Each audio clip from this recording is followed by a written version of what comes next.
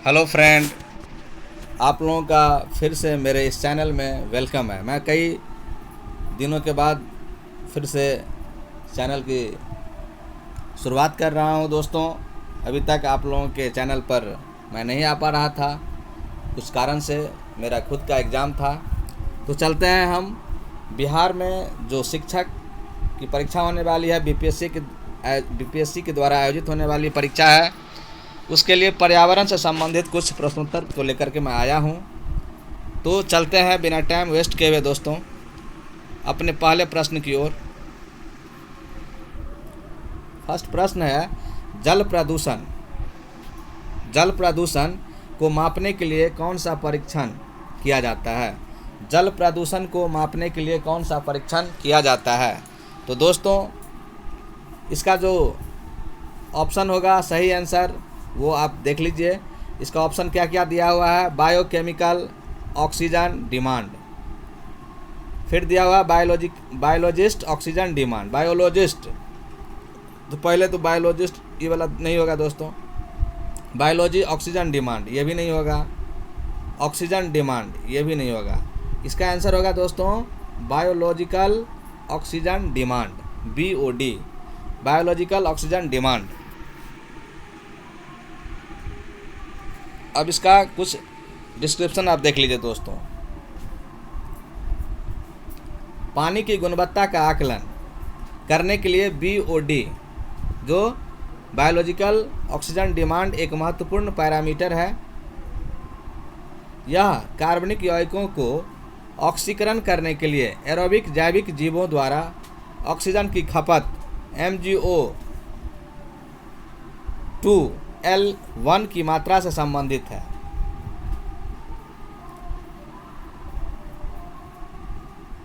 उच्च BOD वाला sewage प्राप्त जल में ऑक्सीजन की कमी का कारण बन जाता है। उच्च BOD वाला सीवेज प्राप्त जल में ऑक्सीजन की कमी का कारण बन सकता है, जिसके फलस्वरूप कुछ जीवों की मृत्यु हो जाती है। इसलिए पानी की गुणवत्ता को आकलन करने के लिए BOD एक महत्वपूर्ण पैरामीटर है।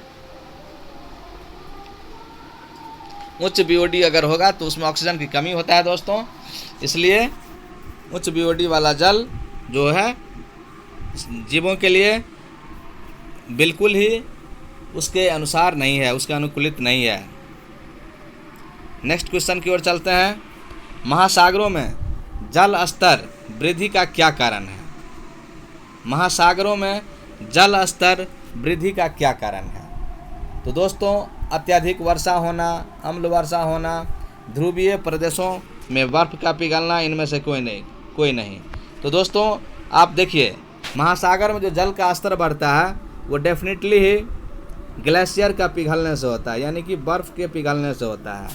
ये ध्रुवीय प्रदेशों में ग्लेशियर होता है, ऊंचे ऊंचे पहाड़, हिमालय पहाड़ भी एक हिम का ही पहाड़ है दोस्तों, और उसमें से जो बर्फ़ का बड़ा बड़ा चट्टान पिघल करके नीचे आता है तो वो नदियों के माध्यम से समुद्र में ही जाता है, और इस प्रकार से आपका जो है महासागरों में जल स्तर वृद्धि होती है।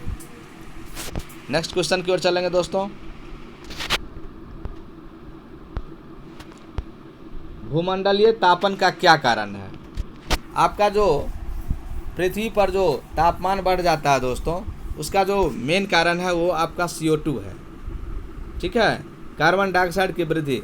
कार्बन डाइऑक्साइड में जो वृद्धि होती है वो कार्बन डाइऑक्साइड क्या है ना दोस्तों, ये CO2 का जैसे जैसे वृद्धि ज़्यादा होते जाएगा अपने वायुमंडल में, उसी तरह से ज़मीन के ऊपर, पृथ्वी के ऊपर का तापमान बढ़ते जाएगा, क्योंकि ये गर्म गैस होता है और अन्य गैसों की अपेक्षा ये भारी होती है। वायुमंडल में सबसे ज़्यादा भारी गैस CO2 होता है दोस्तों, और ये ज़मीन पर रहता है। पृथ्वी पर से लगभग ये पृथ्वी है इस तरह से, ये 32 किलोमीटर ऊपर तक के रेंज में दोस्त ये होता है। नेक्स्ट क्वेश्चन की ओर चलेंगे। जुगाली करने वाले पशु किस ग्रीन हाउस गैस को उत्पन्न करते हैं? तो सबसे आप लोग देखते होंगे गांव में जुगाली करने वाले गाय होते हैं, भैंस होते हैं, ये सब जो जानवर होते हैं घास खाते हैं, जो हिरन होते हैं, ये सब जुगाली करते हैं। तो जुगाली करने वाले क्या होते हैं पशु, ये आपको मीथेन गैस छोड़ते हैं दोस्तों। कैसे उत्पन्न करते हैं? जुगाली करते हैं और जब वो आंत में उनका भोजन जाता है तो आंत से ढेकार उत्पन्न होता है, वहाँ से ढेकार उत्पन्न करते हैं और ढेकारने के बाद मीथेन गैस वो निकालते हैं मुंह के द्वारा। और इस प्रक्रिया में क्या होता है, उनके द्वारा जो ऊर्जा घास खा करके भोजन खा करके लिया जाता है उसमें से भी कुछ लॉस होते हैं मीथेन के रूप में। तो अपने समझ गया कि ग्रीन हाउस गैस जो जुगाली करने वाले जीव निकालते हैं वो मीथेन गैस है। मीथेन गैस का सूत्र है CH4, कार्बन 1 परमाणु है और हाइड्रोजन का 4 परमाणु है दोस्तों।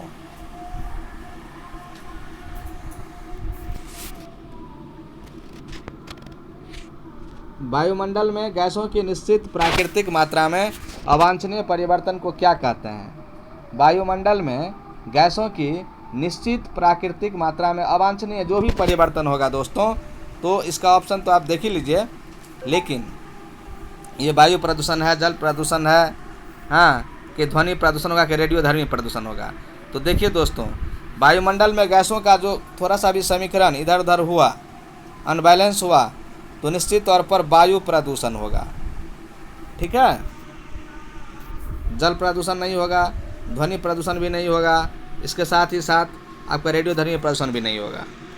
वायु प्रदूषण का जो कारण है दोस्तों वो क्या है? ध्वनि विस्तारक यंत्र है, कीटनाशकों का प्रयोग है, धुआं है, या इनमें से कोई नहीं है?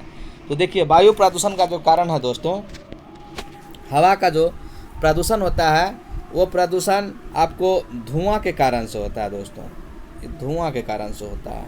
कीटनाशक का प्रयोग से केमिकल प्रदूषण होगा, ध्वनि विस्तारक यंत्र से ध्वनि प्रदूषण होगा दोस्तों। ठीक है, और नेक्स्ट, वाहनों से निकलने वाले प्रदूषित गैस कौन से हैं दोस्तों? वाहनों से निकलने वाले प्रदूषित गैस कौन सी है? तो वाहन से निकलने वाला प्रदूषित गैस जो है, क्वेश्चन 7 की तरफ चलते हैं दोस्त। ये hydrocarbon, carbon dioxide, carbon monoxide, और क्या है ऑप्शन आपका? ऑप्शन और है nitrogen dioxide, sorry nitrogen oxide. तो आप वाहनों से जो निकलते हैं वो गैस सल्फर डाइऑक्साइड भी है दोस्तों, लेकिन सल्फर डाइऑक्साइड का ऑप्शन यहाँ पर नहीं दिया है, और दिया है क्या? कार्बन मोनोऑक्साइड का। तो सॉरी कार्बन, हाँ कार्बन डाइऑक्साइड हो गया, एक minute, carbon monoxide, carbon monoxide जिसको CO बोलते हैं दोस्तों, और कार्बन डाइऑक्साइड को CO2 बोलते हैं। तो हाइड्रोकार्बन तो आपका है ही, मीथेन, इथेन, हाँ, इथाइल अल्कोहल, बेंजीन, पेंटेन सब है। तो आपका जो है CO जो है दोस्तों, कार्बन मोनोऑक्साइड गैस, ये गैस जो है ना वाहन से निकलने वाले प्रदूषित गैस है, और यही ज़्यादातर वायुमंडल को आपको डिस्टर्ब करते हैं, प्रदूषित करते हैं। अब आपका है क्वेश्चन दोस्तों, निम्नलिखित में से कौन सी गैस वायु को सबसे अधिक प्रदूषित करती है? अभी हमने बताया दोस्तों कि कार्बन मोनोऑक्साइड गैस जो है सबसे अधिक प्रदूषित करती है। आप इसको ऐसे यूज कर लीजिए, कार्बन मोनोऑक्साइड यही जो है आपका सबसे ज़्यादा प्रदूषित करती है। नेक्स्ट क्वेश्चन की ओर चलेंगे। वायु प्रदूषण को कम किया जा सकता है, निश्चित कम किया जाएगा। कैसे किया जाएगा? सूर्य प्रकाश द्वारा? नहीं दोस्तों। वृक्षों द्वारा? नहीं दोस्तों। ध्वनि विस्तारक यंत्रों पर रोक लगाकर? इनमें से कोई नहीं। तो देखिए दोस्तों, आप सूर्य के प्रकाश द्वारा तो वायु प्रदूषण नहीं कम होगा, लेकिन पेड़ पौधा जब लगाएंगे, वृक्ष जब लगाएंगे, प्लांटेशन जब करेंगे, तो प्लांट लगाने से आप जानते हैं कि पेड़ पौधा क्या करता है, हमें O2 देता है, और CO2 को ये लेता है, और तभी अपना भोजन तैयार करेगा। तो निश्चित तौर पर CO2 हमारे वायुमंडल से कम होगा और बैलेंस होगा। CO2 जैसे ही खिंचाव होगा, CO2 का अवशोषण होगा प्लांट के द्वारा, तो हमारा पर्यावरण प्रदूषित कम होगा, वायुमंडल प्रदूषित कम होगा, ऑक्सीजन का लेवल निश्चित तौर पर बढ़ेगा।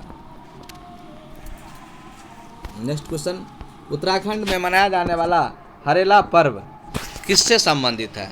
दोस्तों, उत्तराखंड में मनाया जाने वाला हरेला पर्व किससे संबंधित है? उत्तराखंड में मनाया जाने वाला जो हरेला पर्व है दोस्तों, वो निश्चित तौर पर पौधारोपण से संबंधित है। आंसर बी में आप टिक लगा लीजिए, पौधारोपण से संबंधित है।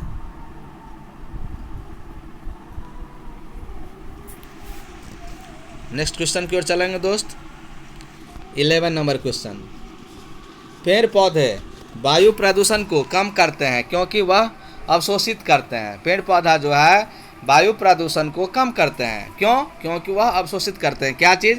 अभी हमने बताया था कि कार्बन डाइऑक्साइड को वो अवशोषित करते हैं। वो ऑप्शन आपका डी में दिया हुआ है आंसर, कार्बन डाइऑक्साइड को अवशोषित करते हैं दोस्तों। ये मोबाइल पर थोड़ा वीडियो बना रहा हूँ, थोड़ा दिक्कत हो रहा है दोस्तों। पेड़ पौधे वायु प्रदूषण को कम करते हैं क्योंकि यह अवशोषित करते हैं। क्या चीज़ को? कार्बन डाइऑक्साइड को। नेक्स्ट क्वेश्चन की ओर चलेंगे दोस्त। गैसीय अपशिष्ट है। गैसीय अपशिष्ट, गैसीय वेस्ट पदार्थ कौन है? घरों से निकला गंदा पानी, ये तो जल प्रदूषण करेगा दोस्तों। सब्जी व फलों के छिलके, लकड़ी व कोयले के जलने से निकलने वाला धुआं, जी सी। आपका ऑप्शन सी होगा दोस्तों, क्योंकि लकड़ी और कोयला से जो निकलेगा वो धुआं होगा, और ये धुआं ही आपको क्या होता है? गैसीय अपशिष्ट है। मोटर कार से उत्पन्न प्रदूषक जो मानसिक रोग पैदा करता है। दोस्तों आप जान लीजिए कि मोटर कार से जो उत्पन्न होता है वो शीशा उत्पन्न होता है, और ये शीशा मानसिक रोग पैदा करता है। इसलिए शहरों में, खास करके मेट्रोपॉलिटन सिटी में, मोटर कार से अगर आपका ये धुआं निकलता है तो निश्चित तौर पर उसको तुरंत उसको चालान काट दिया जाता है, फाइन लिया जाता है।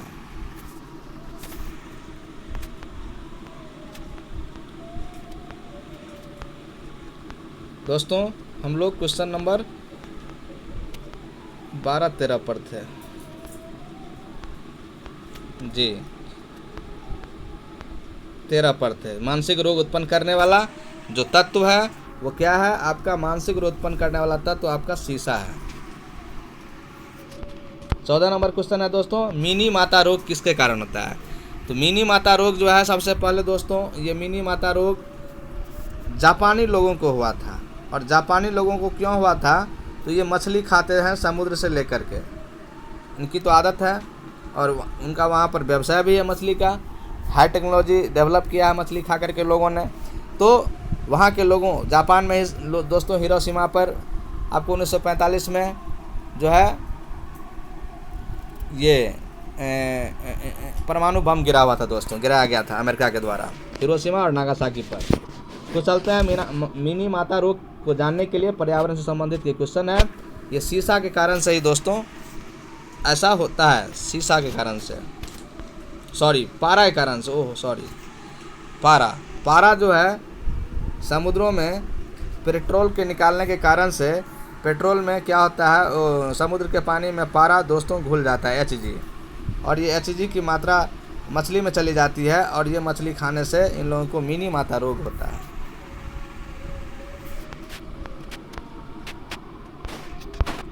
चलिए 14 नंबर क्वेश्चन देख लिए, समझ लीजिए।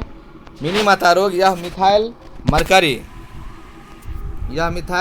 मरकरी विषाक्तता के कारण होने वाला एक विकार है दोस्तों,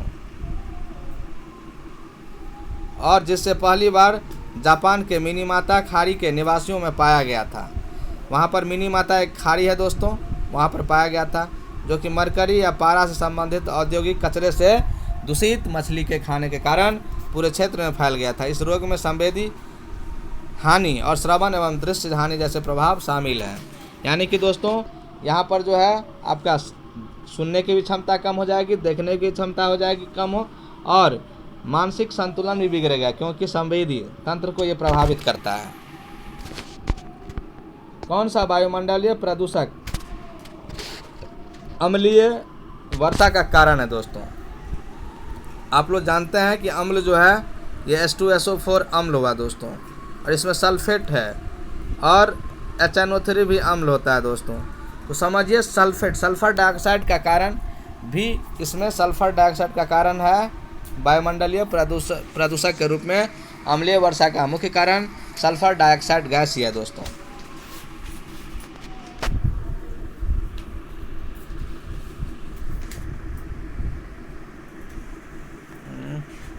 ऐसा क्यों हो जाता है? कोई बात नहीं दोस्तों, थोड़ा वेट कीजिए।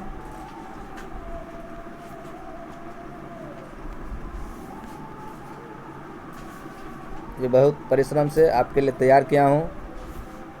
थोड़ा सा धैर्य रखिए दोस्तों। हाँ, तो 15 नंबर क्वेश्चन पर थे हम लोग। कौन सा वायुमंडलीय प्रदूषक अम्लीय वर्षा का कारण है? तो आप सल्फर डाइऑक्साइड को लेते हैं। सल्फर डाइऑक्साइड का ऑप्शन मारिएगा, आंसर ऑप्शन ए। अब नेक्स्ट क्वेश्चन 16 नंबर, अंतर्राष्ट्रीय अम्ल वर्षा सूचना केंद्र कहाँ स्थापित है? दोस्तों अंतर्राष्ट्रीय की बात हो रही है, ये अपने देश की बात नहीं हो रही है। अंतर्राष्ट्रीय अम्ल वर्षा, थोड़ा सा और मोटा करके देखें, साइज को और मोटा किया जाए। हाँ, अंतर्राष्ट्रीय अम्ल वर्षा, अंतर्राष्ट्रीय जो अम्ल वर्षा है दोस्तों वह कहाँ स्थापित है? कलर को थोड़ा सा कैसा कलर लिया जाए, ये थोड़ा अच्छा है, पीला कलर देखें मिट जाता है, मिटना नहीं चाहिए, उस तरह का नहीं है, नहीं होगा, चलिए कोई बात नहीं, ठीक है। ये जो अंतर्राष्ट्रीय अम्ल वर्षा जो है दोस्तों वह ओस्लो नार्वे में स्थित है, अंतर्राष्ट्रीय अम्ल वर्षा सूचना केंद्र। इसके बारे में और डिटेल थोड़ा जान लेंगे दोस्तों कि इस प्रकार अम्लीय वर्षा में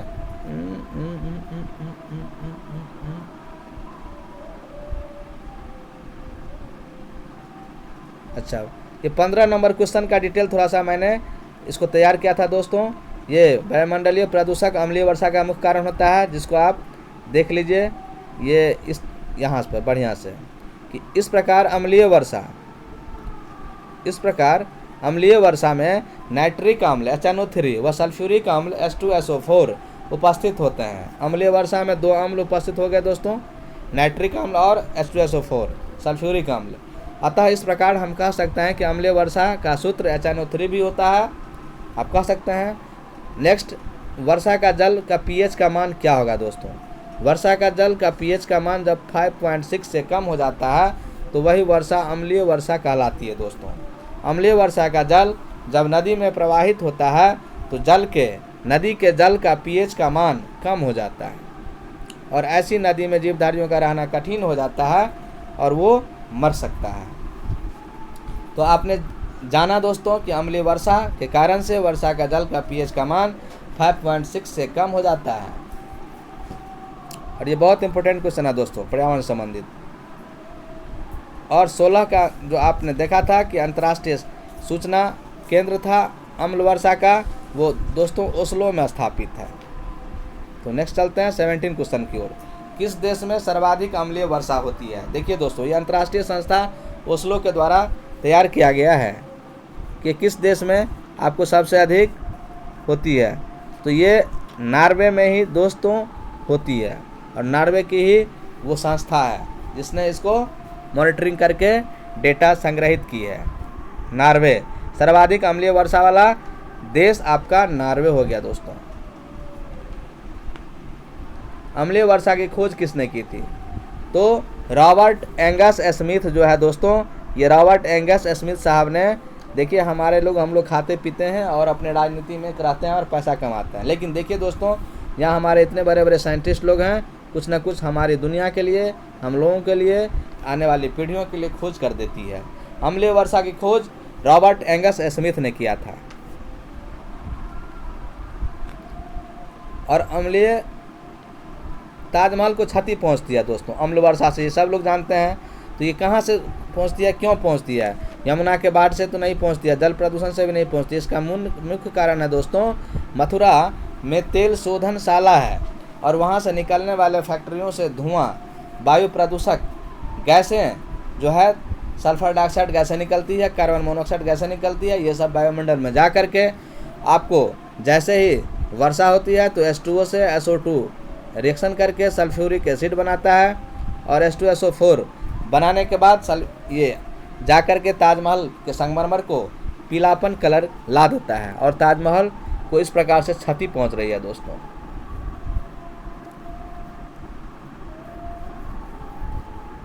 इसके बाद थोड़ा डिटेल पढ़ लीजिए दोस्तों। मथुरा परिष्करणी, मथुरा रिफाइनरी उत्तर प्रदेश के मथुरा में स्थित है, उत्तर प्रदेश जिले में स्थित है दोस्तों। और इंडियन ऑयल के स्वामित्व में भी ये शामिल है।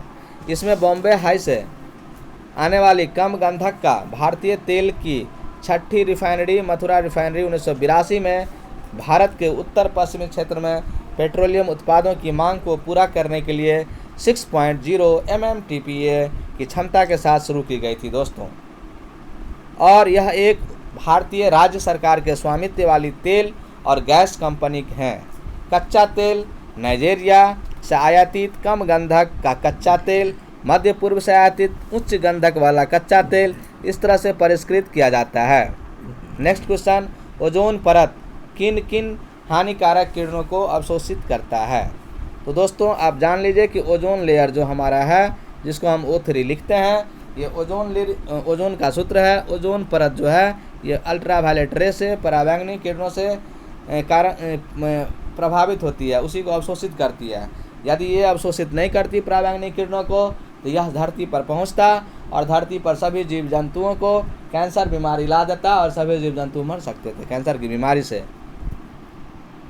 इसलिए हमारा पर्यावरणविद और हमारा जो पर्यावरण संबंधित संस्थान है, जितने भी रिसर्च शोध संस्थान हैं, प्रबंधन संस्थान हैं, वन विभाग है, सभी काम कर रहे हैं कि कैसे हम पर्यावरण को सुरक्षित रखें। पृथ्वी शिखर सम्मेलन भी इसी पर्यावरण से संबंधित टॉपिक है दोस्तों।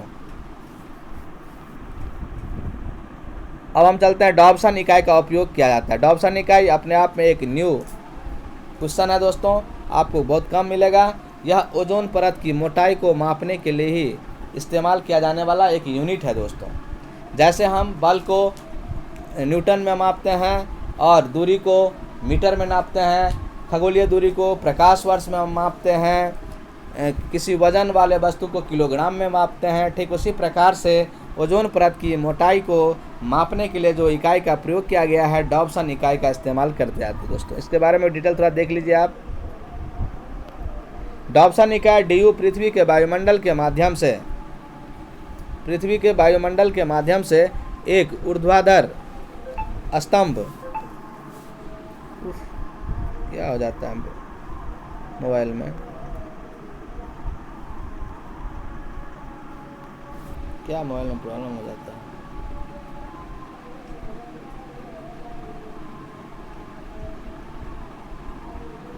यहाँ से प्रॉब्लम हो जाता है, कोई बात नहीं दोस्तों, इसको देख लेते हैं थोड़ा। डॉब्सन इकाई पृथ्वी के वायुमंडल के माध्यम से एक ऊर्ध्वाधर स्तंभ में ट्रेस गैस की मात्रा को मापने की एक इकाई है दोस्तों। इसकी उत्पत्ति जो हुई, इसका उपयोग मुख्य रूप से वायुमंडलीय ओजोन के संबंध में किया जाता है और जिसकी कुल स्तंभ मात्रा, जिसे आमतौर पर कुल ओजोन और कभी कभी स्तंभ बहुतायत कहा जाता है। स्तंभताप मंडलीय ओजोन परत में ओजोन की उच्च सांद्रता पर हावी होती है। समताप मंडल में ओजोन परत होते हैं दोस्तों। डॉब्सन इकाई को शुद्ध गैस की उस परत की मोटाई 10 माइक्रोमीटर की इकाइयों में किया जाता है। क्यों भागता है भाई तुम, क्यों नीचे भागते हो मेरे मोबाइल सिस्टम? चलिए नेक्स्ट क्वेश्चन देखते हैं दोस्तों, और देख लीजिए। ओजोन परत द्वारा विकिरण डॉब्सन ओजोन स्पेक्ट्रोफोटोमीटर नामक यह उपकरण वायुमंडलीय ओजोन की निगरानी के लिए वैश्विक नेटवर्क की रीढ़ बन गया है और 1984 में अंटार्कटिक जो ओजोन क्षेत्र की खोज का स्रोत भी ये रहा था दोस्तों। तो चलते हैं नेक्स्ट क्वेश्चन की ओर। त्वचा कैंसर किन कारणों के कारण होता है? तो अल्ट्रावायलेट रे के बारे में हमने दोस्तों आपको बताया था कि अल्ट्रावायलेट रे जो है ये त्वचा कैंसर के कारण है। नेक्स्ट क्वेश्चन की ओर चलते हैं। निम्न में से किस ईंधन को पर्यावरण से नहीं माना जाता है? तो दोस्तों आप इसके लिए CNG को मानते हैं। CNG जो है कंप्रेस नेचुरल गैस, संपीड़ित प्राकृतिक गैस, क्योंकि इसमें से कम प्रदूषण होता है और इसे हम पर्यावरण स्नेही कहते हैं, पर्यावरण मित्र कहते हैं, पर्यावरण स्नेही कहते हैं दोस्त, पर्यावरण मित्र कहते हैं। पेट्रोल से भी प्रदूषण होता है, डीजल से भी प्रदूषण होता है दोस्तों, LPG से भी प्रदूषण होता है और विस्फोट भी होता है। कितना खतरनाक है, लेकिन CNG हमारा सुरक्षित है। अब सीएनजी के बारे में थोड़ा सा और जान लेते हैं कि सीएनजी से बहुत कम मात्रा में प्रदूषण होता है और इसलिए इसे इको फ्रेंडली गैस भी कहा जाता है, जिसे आप पर्यावरण मित्र कह सकते हैं। यह अन्य ईंधन जैसे पेट्रोल और डीजल की तुलना में सस्ती होती है सीएनजी। और जान लीजिए, ईंधन के बढ़ते दामों और पर्यावरण प्रदूषण से बचने के लिए सीएनजी का इस्तेमाल ज़्यादातर ऑटो रिक्शा, पिकअप ट्रकों, स्कूल बसों इत्यादि में किया जा रहा है, दिल्ली, कलकत्ता, बॉम्बे, मद्रास में। निम्न में से कौन सा वाहनों के लिए सबसे कम प्रदूषक ईंधन है? पेट्रोल, डीजल, द्रवित पेट्रोलियम गैस, संपरीत सीएनजी। अभी अभी हमने देखा कि ये वाहनों में सबसे कम प्रदूषक ईंधन है आपका कंप्रेस्ड नेचुरल गैस, इसलिए ये तो आपको ऐसे ही आंसर मिल गया। नेक्स्ट क्वेश्चन की ओर चलेंगे। सीएनजी का फुल फॉर्म मैं बार बार बोल रहा हूँ, compressed natural gas. Compressed natural gas answer B होगा दोस्तों। नेक्स्ट, ग्रीन मफलर संबंधित है। ग्रीन मफलर जो है दोस्तों, इसके बारे में आप देख लीजिए। ग्रीन मफलर जो है ये क्या है? ये आप रोड ऐसे देखते होंगे, एक मिनट रोड हम तैयार कर दें थोड़ा सा।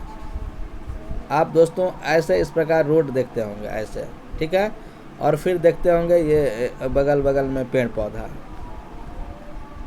ये पेड़ पौधा है। तो जब हम यहाँ पर कोई गाड़ी जाती है दोस्तों, जब यहाँ पर कोई गाड़ी जाती है,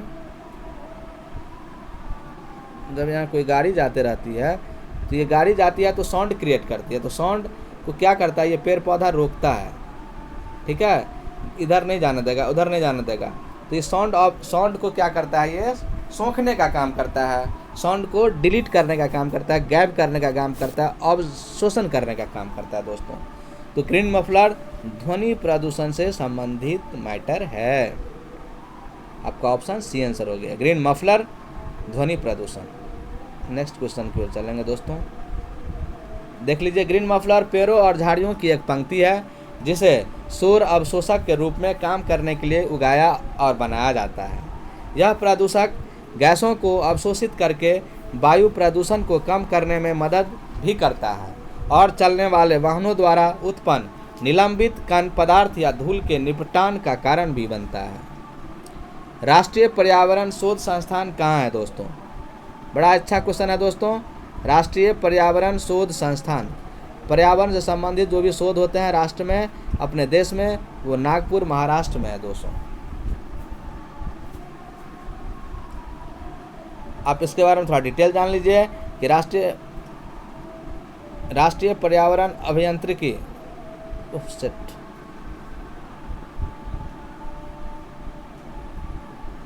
थोड़ा सा वेट कीजिए दोस्तों। राष्ट्रीय पर्यावरण अभियांत्रिकी अनुसंधान संस्थान NEERA, national environment engineering research institute, NEERI कहता है इसको। आप ऐसे समझिए ये एक उपक्रम है, यह नागपुर में स्थित है दोस्तों, और यह पर्यावरण विज्ञान एवं इंजीनियरिंग से संबंधित अनुसंधान एवं व्यावहारिक सुझाव प्रदान करता है पूरे कंट्री को। नेक्स्ट क्वेश्चन की ओर चलेंगे। केंद्रीय प्रदूषण नियंत्रण बोर्ड का मुख्यालय कहाँ स्थित है? केंद्रीय नियंत्रण बोर्ड, केंद्रीय प्रदूषण नियंत्रण बोर्ड दोस्तों, केंद्रीय प्रदूषण नियंत्रण बोर्ड कहाँ स्थित है? केंद्रीय प्रदूषण नियंत्रण बोर्ड जो दोस्त है आपका, ये आपको नई दिल्ली में स्थित है दोस्तों, नई दिल्ली में स्थित है। केंद्रीय प्रदूषण नियंत्रण बोर्ड नई दिल्ली में स्थित है। 29 नंबर क्वेश्चन, 28 को और देख लीजिए। केंद्रीय प्रदूषण नियंत्रण बोर्ड CPCB एक सर्वाधिक संगठन है, सांविधिक संगठन है, संवैधानिक संगठन है दोस्तों, सांविधिक संगठन है। इसका गठन जल प्रदूषण निवारण एवं नियंत्रण अधिनियम 1974 के अधीन सितंबर 1974 में किया गया था और इसका मुख्यालय दिल्ली में है। इसके जो अध्यक्ष हैं अभी दोस्त श्री तन्मय कुमार, भारतीय प्रशासनिक सेवा से हैं, भारतीय प्रशासनिक सेवा से हैं दोस्तों। भारतीय वन अनुसंधान संस्थान कहाँ है? भारतीय वन अनुसंधान संस्थान अपने देश में भारतीय अनुसंधान संस्थान है वन के संबंधित दोस्तों, वो देहरादून में स्थित है और देहरादून उत्तराखंड में है। केंद्रीय वन अनुसंधान संस्थान की स्थापना 1906 ईस्वी में हुई थी दोस्तों, और ये देहरादून में है, उत्तराखंड में। इसे 1991 में विश्वविद्यालय अनुदान आयोग द्वारा एक मानित विश्वविद्यालय घोषित किया गया। यूजीसी के द्वारा भी ये मान्यता प्राप्त है दोस्तों।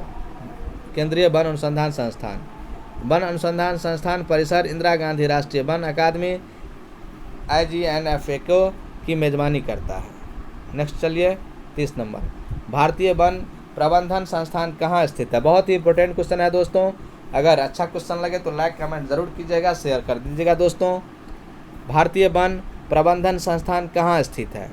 तो भारतीय वन प्रबंधन संस्थान जो है आपका, भारतीय वन प्रबंधन संस्थान जो है दोस्तों, ये आपका भोपाल में ही है दोस्तों। इसमें से तो ज़रूर क्वेश्चन रहेगा, इसको बढ़िया से याद रखना है दोस्तों। भारतीय वन प्रबंधन संस्थान भोपाल में है। भारतीय वन प्रबंधन संस्थान 1982 में दोस्तों स्थापित की गई थी। भोपाल मध्य प्रदेश भारत के स्थित वानिकी का एक स्वायत्त प्राकृतिक संसाधन सेवा प्रशिक्षण संस्थान है, जिसे पर्यावरण, वन और जलवायु परिवर्तन मंत्रालय, भारत सरकार द्वारा वित्तीय सहायता से स्थापित किया गया है। भारतीय वन प्रबंधन संस्थान, भारतीय वन सेवा संवर्ग और भारत में सभी राज्य वन सेवा संवर्ग के मध्य कैरियर प्रशिक्षण के लिए स्वीडिश अंतर्राष्ट्रीय विकास सहयोगी एजेंसी के द्वारा सहायता प्राप्त है, और भारतीय प्रबंधन संस्थान से पाठ्यक्रम सहायता से मिली है। संस्थान का उद्देश्य वन, पर्यावरण और प्राकृतिक संसाधन और संबद्ध क्षेत्रों में प्रबंधकीय मानव संसाधन की बढ़ती आवश्यकता को पूरा करना है। चलते हैं दोस्त नेक्स्ट क्वेश्चन की ओर। संयुक्त राष्ट्र पर्यावरण कार्यक्रम UNEP United Nations Environment Programme का मुख्यालय कहाँ स्थित है? तो दोस्तों ये नैरोबी केन्या में स्थित है। संयुक्त राष्ट्र पर्यावरण कार्यक्रम UNEP संयुक्त राष्ट्र पर्यावरण कार्यक्रम आपको नैरोबी में स्थित है, केन्या में। विश्व पर्यावरण संरक्षण दिवस कब मनाया जाता है? विश्व पर्यावरण संरक्षण दिवस दोस्तों, विश्व जलवायु दिवस 5 जून को था। ये विश्व पर्यावरण संरक्षण दिवस 26 नवंबर को मनाया जाता है, और 26 नवंबर को कुछ और चीज़ भी मनाया जाता है जिसके बारे में आप देखिए। भारतीय संविधान दिवस मनाया जाता है 26 नवंबर को, भारतीय संविधान दिवस भी मनाया जाता है। कुछ डिटेल जानते हैं दोस्तों। विश्व पर्यावरण संरक्षण दिवस 26 नवंबर को मनाया जाता है। विश्व पर्यावरण दिवस, जिसको वर्ल्ड एनवायरनमेंट डे कहते हैं अंग्रेजी में, पर्यावरण की सुरक्षा और संरक्षण हेतु पूरे विश्व में 5 जून को मनाया जाता है।